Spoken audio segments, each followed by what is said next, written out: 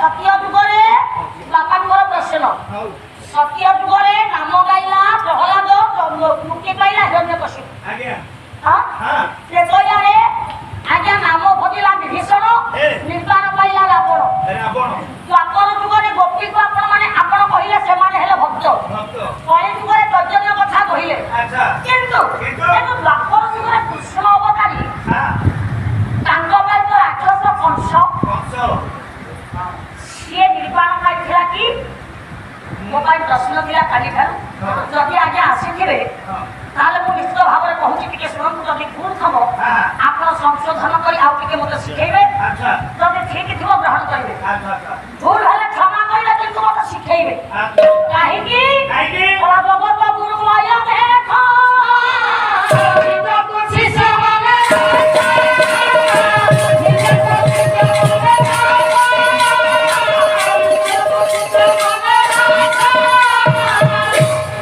ଜଗତ ଗୁରୁମୟ ଦେଖ ବର୍ତ୍ତମାନ ସଭାରେ ଆପଣମାନେ ଯେତେ ବସିଛନ୍ତି ସମସ୍ତେ ହେଉଛନ୍ତି ମୋର ଗୁରୁ ମୁଁ ଆପଣମାନଙ୍କୁ ଗୁରୁ ବୋଲି ସମ୍ବୋଧନ କରି ଆଜ୍ଞା ପ୍ରଣାମ କରୁଛି ଯଦି କହିବା ଗାଇବାରେ ତ୍ରୁଟି ଥାଏ ଆପଣମାନେ କ୍ଷମା କରିବେ ଏବଂ ଯାହା ଯଦି ଆପଣମାନଙ୍କ ଜ୍ଞାନରେ ଥିବ ମୋତେ କହିଲେ କେଜାଣି ଶିଖିପାରେ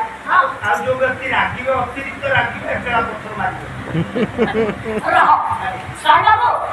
କଂସ କଣ ଭଗବାନଙ୍କ ହସ୍ତରେ ନିଧନ ହେଇଥିଲା ବାପା କଂସକୁ କଣ ଭଗବାନ କୃଷ୍ଣ ମାରିଥିଲେ ରାମ ମାରିଲେ ବ୍ରହ୍ମସ୍ତ୍ର ରାବଣ ଗଲା ତେଣୁ ସେ ନିର୍ବାଣ ପାଇଲା ସତ୍ୟ ଯୁଗରେ ଭଗବାନ ନରସିଂହ ରୂପ ଧାରଣ କରି ନଖ ମାଧ୍ୟମରେ ମୁକୁ ବିଦାରି ଦେଲେ ତେଣୁ ସେ ନିର୍ବାଣ ପାଇଲା ଆଚ୍ଛା ଏ କଳି ଯୁଗରେ ଦ୍ୱାପର ଯୁଗରେ ଭଗବାନ କୃଷ୍ଣ ଆଜ୍ଞା ଗୋପୀମାନଙ୍କ ଅଙ୍ଗ ସଙ୍ଗ ହେଲେ ତେଣୁ ସେ ନିର୍ବାଣ ପାଇଲେ ତେଣୁ ପ୍ରଭୁର ସଙ୍ଗ ଯିଏ ହେଇଛି ଆତ୍ମା ସହିତ ଆତ୍ମା ଯିଏ ମିଶାଇଛି ଆଜ୍ଞା ସିଏ ନିର୍ବାଣ ପାଇଛି ଆଜ୍ଞା ଆପଣମାନଙ୍କର ଦ୍ୱାପର ଯୁଗର କୃଷ୍ଣ ସେ ଭଗବାନଙ୍କ ଆତ୍ମାକୁ ଚିହ୍ନିଥିଲା ନା ଭଗବାନଙ୍କ ନାମକୁ ଜାଣିଥିଲା ଜଗନ୍ନାଥ ଦାସ କହିଲେ ବଞ୍ଚାରୁ ପଡ଼ିବ ମଲା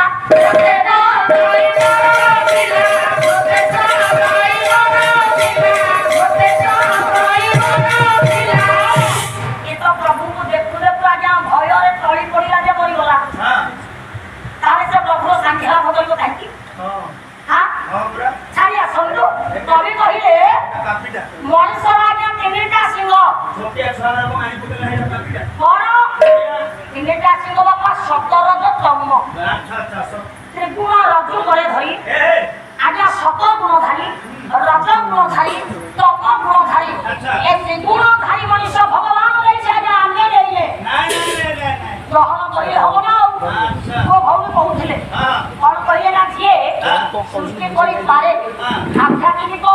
ଆଦି ଲୌକିକ ଆଦି ଭୌତିକ କିନ୍ତୁ କବି କହିଲେ ଯାହା ମୋର ଆଶ୍ରୟ ନେଲେ ଯାହା ପଦରେ ଆଶ୍ରୟ ନେଲେ ଆଜ୍ଞା ବିତାପ ବାଧେ ନାହିଁ କଣ ଆଧ୍ୟାତ୍ମିକ ଆଦି ଭୌତିକ ଆଦି ଲୌକିକ ବାଧେନି ଯାହାର ଚରଣରେ ଆଶ୍ରୟ ନେଲେ ଯଦି ତିନିଟା ଯାକ ଗୁଣ ହେଲା ତିନିଟା ସିଂହ ତାହେଲେ ଚାରିଟା ଫୁଟ କିଏ ଭଗବାନ କହିଛନ୍ତି ଆଜ୍ଞା ଜଗନ୍ନାଥ ଦାସ ଭାଗବତରେ ଲେଖିଛନ୍ତି ସତ୍ୟ ଶାନ୍ତିରେ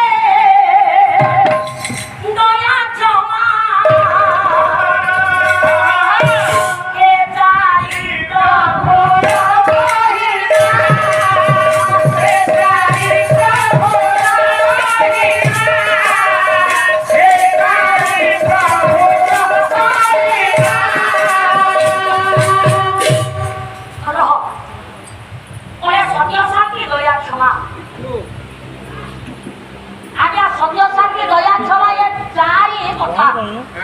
ଭଗବାନ କହିଲେ